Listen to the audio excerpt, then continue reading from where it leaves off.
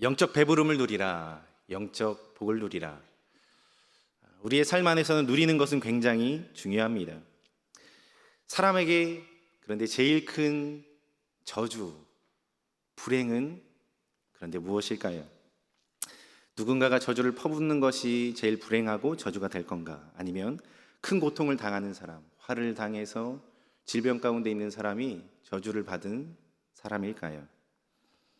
성경에는 이러한 구절이 있습니다. 로마서 1장 28절에 또한 그들이 마음에 하나님 두기를 싫어하며 하나님께서 그들을 그 상실한 마음대로 내버려 두사 합당하지 못한 일을 하게 하셨으니, 여기에서 그 상실한 마음대로 내버려 두사의 뜻은 가치 없는 정신 또는 시험에 합격하지 못한 마음이라는 의미를 담고 있습니다.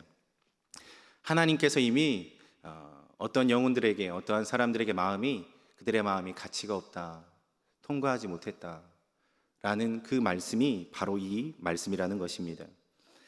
하나님 앞에 마음의 상태가 이미 가치가 없다고 검증된 것이지요. 자신의 삶을 돌아보며 반성하지 않고 어리석고 부패하면서 선을 행하지 않는 사람들이 아닌가 생각이 됩니다. 하나님께서 내버려둔 사람들은 세상에서는 호의호식할 수 있습니다. 그렇지만 진정한 저주가 하나님께서 버린 사람, 버려둠을 당한 사람은 아닌가 생각하게 됩니다. 사랑하는 성도님들, 이 땅 가운데의 가장 큰 저주, 큰 불행은 다른 것이 아닙니다. 하나님께로 떠나 있고 하나님께로 버림당한 그 자체가 제일 큰 저주라는 것입니다. 아파도, 큰일이 생겨도, 누구랑 다퉈도요, 상처받고 아파도 하나님을 찾는 마음이 우리 안에 있다면, 주님께 나아가고자 하는 나의 중심을, 이 마음을, 이 상황을 하나님으로부터 해결하고자 하는 마음이 있다면 그것이 복인 줄 믿으시기를 바랍니다. 아무 일도 없고요, 세상에서 내놓으라며 잘 살고 있는데도 하나님 없이 공허한 마음으로 하루하루 힘들고 평안함 없는 상태로 매일과 같이 살아간다라고 생각을 해보십시오. 영혼이 없어요, 구원이 없어요, 소망이 없어요. 힘듦 안에서도 빗줄기가 없는 그런 삶이 저주의 삶, 소망이 없는 삶입니다. 하나님 안에는 영생이 있습니다. 하나님 안에는 참된 안식과 사랑이 있습니다. 우리 안에 하나님을 진정으로 사모하며 나아가는 마음이 없다면 우리의 삶 또한 돌아보아야 합니다. 하나님께서는 우리 사랑하는 성도님들을 오늘도 찾고 계십니다. 오늘도 부르고 계셔서 오늘 우리가 이렇게 함께 나와 주님 앞에 예배하고 있는 줄 믿으시기를 바랍니다. 우리가 스스로 하나님을 찾을 수가 없습니다. 하나님께서 우리에게 찾아와 주셔야, 마음의 문을 두드려 주시고 부담을 주시고 권면해 주셔야 우리가 주님 앞에 힘이 나서, 혹은 마음에 거룩한 부담감이 생겨서 주님 앞에 나올 수 있음을 기억하신 우리 성도님들이 되시기를 바랍니다. 그러한 우리 또 가정에서 들으시는 우리 모든 성도님들이 되시기를 예수 그리스도의 이름으로 축복합니다.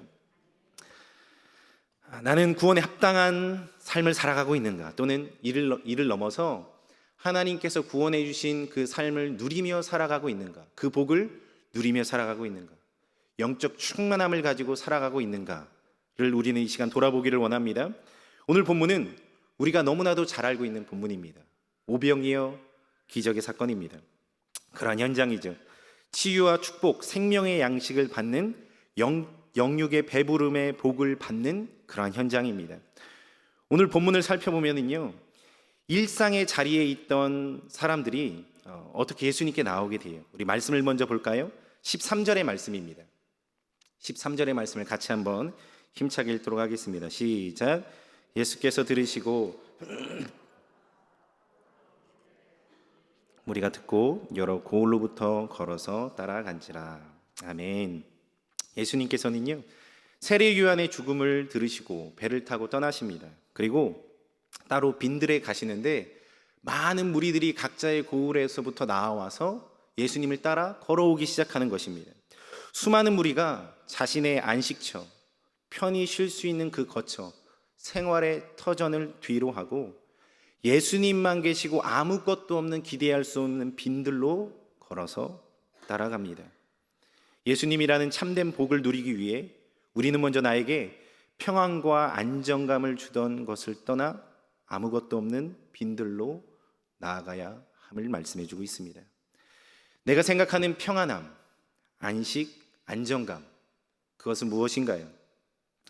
탕자는요, 우리가 너무나도 잘 알듯이 아버지를 떠납니다. 아버지에게 이렇게 얘기하죠. 아버지, 어찌됐든 아버지 언젠간 죽으시죠. 아버지 죽으시면 유산 저한테 어차피 주셔야 되잖아요. 그것 좀 미리 좀 주세요. 가불해 주시면 제가 좀 이렇게 유용하게 쓰겠습니다. 아버지가 뭐라고 하죠? 줍니다. 그리고 그 탕자는 먼 고국으로 떠나요.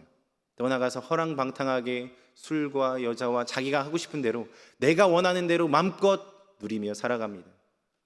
다 탕진해버려요. 아무것도 남은 게 없습니다.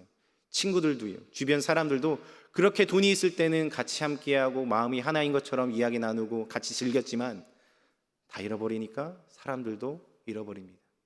돼지의 쥐염나무 열매를 먹으려고 하는 그 신세, 그 자리에서 그것조차 먹을 수 없는 그 처참한 환경에 놓이니까 이 탕자의 아들이 아버지를 생각해요. 아버지의 거처를 생각하게 됩니다. 자신이 죄인이라는 것을 깨닫고 나는 아버지께 감히 나아갈 수도 없고 종의 한 자리로, 아버지 집에 있는 종의 한 자리로 나를 받아주셨으면 좋겠다라는 마음으로 아버지께 나아갑니다. 근데 아버지께서는 어떻게 하죠? 이미 먼 발치에 있는데 아들을 멀리서 보고 맨발로 뛰어나가요. 아들이 오면서 아버지한테 얘기하죠. 아버지 죄송합니다. 아버지는 그의 목을 안고 그 아들의 모든 자녀됨을 회복시켜 주십니다. 내가 생각하는 평안과 자유의 터를 뒤로 하는 것, 내 생각과 내 뜻을 뒤로 하고 하나님 앞에 나오는 역사가 있어야 합니다. 탕자가요, 자신의 뜻대로 자신의 생각대로 이렇게 하면 내가 행복할 수 있고 이렇게 하면 내가 세상에서 인정받을 수 있을 거야, 이게 맞지, 이게 행복일 거야 라고 길을 찾아 떠나가지만요, 그 생각을 완전 부인한 채로 돌아올 때에 그는 진정 다시 사는 진정 하나님의 자녀로, 진정 아버지의 자녀로 다시 태어났음을 보게 됩니다. 예수님이 주시는 평안과 자유의 터로 나아가야 합니다. 세상에서 의지하던 것들을 버려두고 예수님께 나와야 한다라는 것입니다. 예수님은 부귀영화가 있는 성이나 풍족해서 먹을 것이 많이 있는 창고에 계시지 않습니다. 인간적으로는 사실 아무것도 기대할 수가 없어요. 빈들에 무엇이 있겠습니까? 열매가 있겠어요? 곡식이 있겠어요? 좋은 편의점이 있겠어요? 없습니다. 그냥 예수님만 계신 거예요. 그런데 많은 무리들이 예수님을 찾아 한 명 한 명 예수님께서 계시다, 예수님을 만날 수 있다, 예수님께서 말씀해 주신다 라는 소식을 듣고 예수님이 계신 그곳으로 모든 것을 다 뒤로하고 떠나기 시작하는 것입니다. 안정감을 누리고 세상을 의지하던 자리를 박차고 나와 예수님이 계신 빈들로 나오는 것이죠. 우리도 이 빈들로 따라 걸어가야 합니다. 그래야 우리에게 생명의 복, 그리고 영과 육의 충만함을 누릴 수 있습니다. 그래야 예수님이 예수님 되심을 우리가 경험할 수 있음을 믿으시는 우리 성도님들이 되시기를 예수 그리스도의 이름으로 축복합니다. 이러한 마음으로 주님, 나의 모든 것들 다 내려놓습니다. 주님을 인정합니다. 주님, 나를 받아주세요. 나와 함께 해주세요. 저 오늘 예수님 만나야 되겠습니다. 예수님, 나에게는 이 문제들 해결받아야 되겠습니다. 주님 도와주시고 하나님을 경험하게 하여 주시옵소서라고 고백하는 자들에게 예수님께서는 어떠한 마음으로 바라보실까요? 14절 말씀을 읽겠습니다. 14절입니다. 시작. 예수께서 나오사 그 중에 있는 병자를 고쳐주시니라. 아멘. 큰 무리는요, 오클로스라는 단어로 천민을 뜻합니다. 원어로 보면은요, 세상적으로 볼 때 어떻게 보면 무가치한 사람이라고도 볼 수 있습니다. 주어진 삶에서 하루하루 맞춰서 살기에 빠듯한 사람이라고 할 수도 있습니다. 무엇을 해야 할지도 모르고 하루하루를 연명할 수밖에 없는 사람일 수도 있습니다. 진정한 자유와 평안이 없는 사람들입니다. 그런데 예수님께서는 이러한 사람들이, 수많은 무리들이 나오는 것을 보시면서 이런 감정을 품으세요. 불쌍히 여기신다. 불쌍히 여기다는 주체할 수 없는 애끓는 사랑의 마음을 표현하는 단어입니다. 주체할 수 없는 애끓는 사랑의 단어.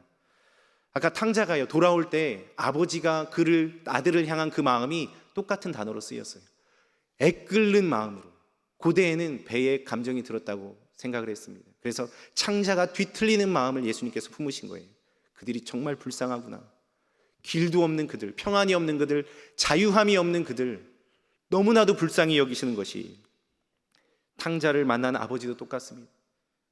목을 부둥켜 안고 아들아, 아들아, 이제 죽었다가 살아난 나의 아들아, 다 회복시켜 주시고 다 받아주시고 온전케 인도하시는 그 아버지를 보게 됩니다. 예수님께서는 자기에게 나오는 무리를 보시면서 그러한 마음을, 예수님의 그 사랑을 그들이 경험하고 보게 되는 것입니다. 예수님의 사랑의 마음을 품고 그들을 향해 나아갈 때 그 무리들은 예수님으로부터 사랑을 경험하게 되는 것입니다.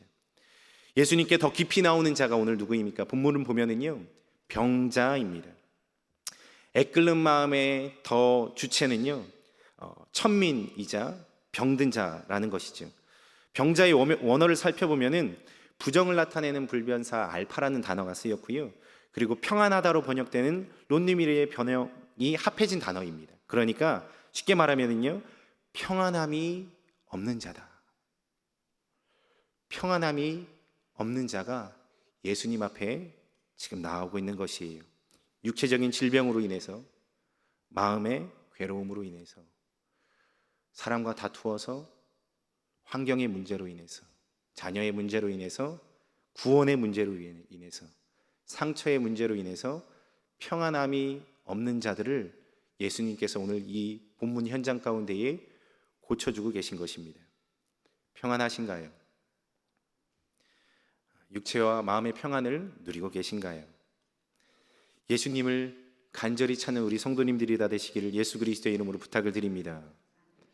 오직 예수님만이 나의 평안의 주체입니다라고 고백하신 우리 성도님들이 되시기를 예수 그리스도의 이름으로 다시 한번 축복합니다. 성경은요, 나를 사랑하는 자들이 나의 사랑을 입으며 나를 간절히 찾는 자가 나를 만날 것이다 라고 말씀해 주고 있습니다. 우리를 애끓는 사랑으로 불쌍히 여기시는 예수님 앞에 간절히 나아갈 때에 우리를 치료해 주시고 참된 평안을 허락해 주실 줄로 믿습니다. 영적, 육적, 심적 양식을 충만하게 받게 될 줄로 믿습니다. 이런 사랑과 치유의 역사가, 이러한 복을 주시는 우리 예수님 앞에 깊이 나아가신 우리 성도님들이 되실 줄로 믿습니다. 그렇게 은혜를 받아 누리시는 우리 성도님들이 다 되실 줄 믿습니다. 우리 말씀을 한 번 더 보겠습니다.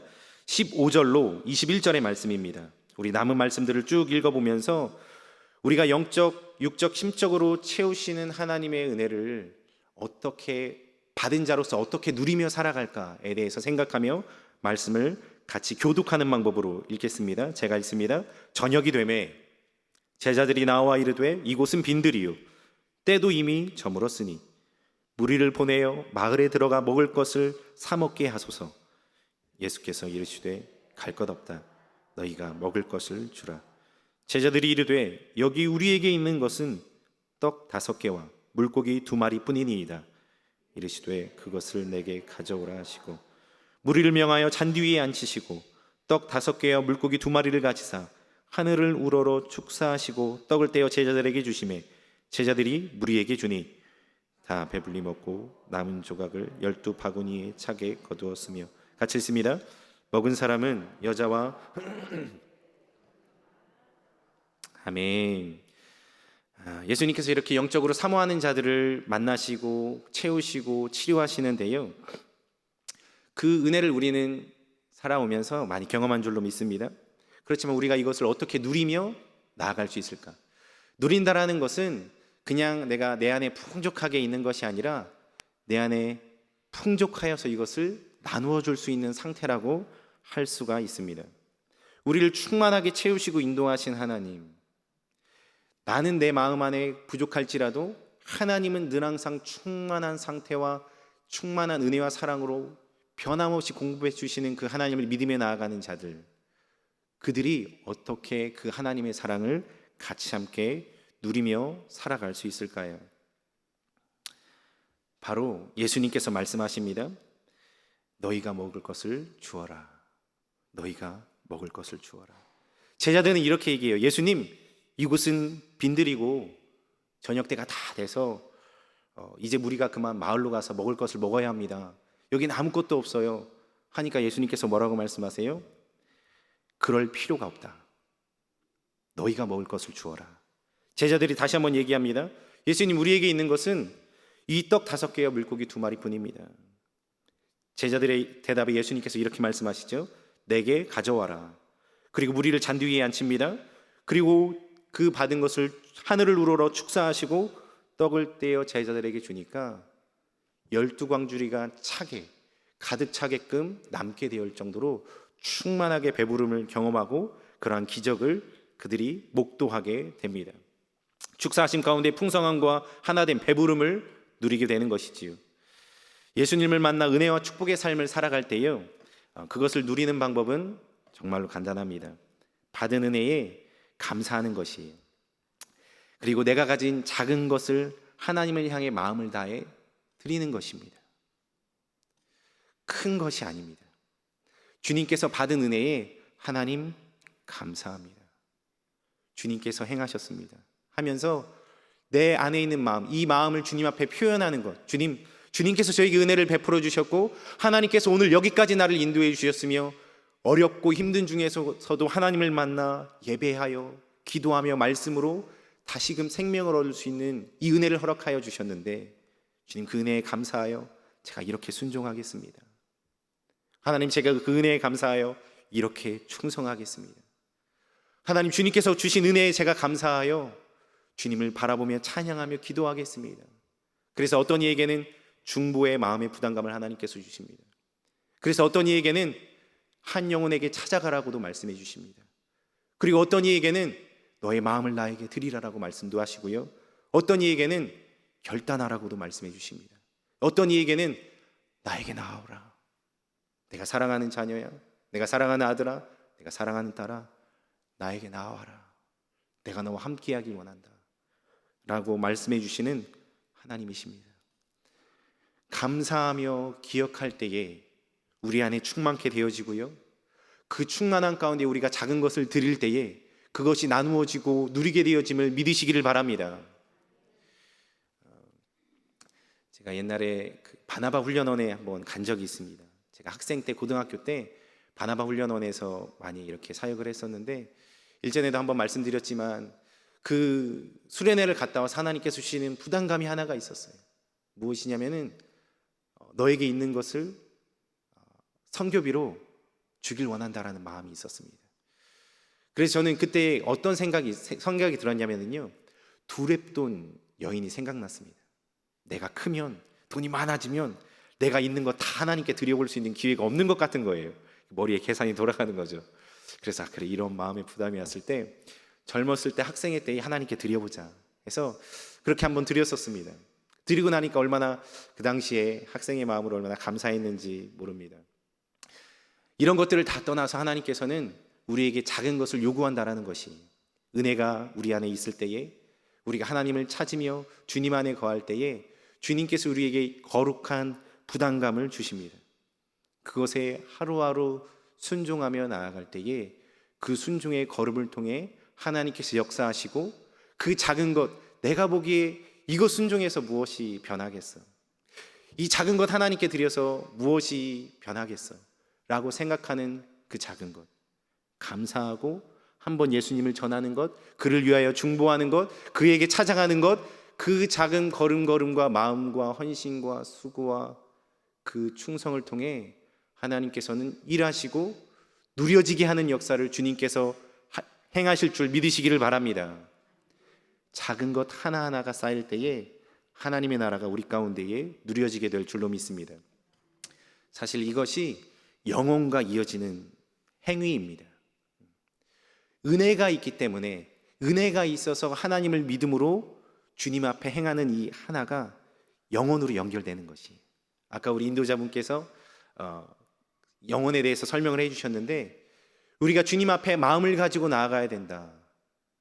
주님 앞에 애끓는 마음으로 나를 바라보신 하나님 앞에 믿음으로 나아가야 된다 라고 하는 것은 영원이신 하나님 앞에 믿음으로 순종하는 것, 하나님의 말씀, 주님께서 나에게 주신 그 거룩한 부담감을 나의 생각으로는, 나의 뜻으로는 아무것도 아닌 것 같고 변화가 되지 않을 것 같지만, 하나님께서 말씀하셨기에 영원하신 하나님의 말씀에 순종하며 나아갈 때에 그 순간이, 그 시간이, 그 헌신이 그 예물이 영혼으로 이어지는 줄 믿으시기를 바랍니다. 그래서 히브리서 11장 6절 말씀은 이렇게 말씀하십니다. 제가 말씀드리겠습니다.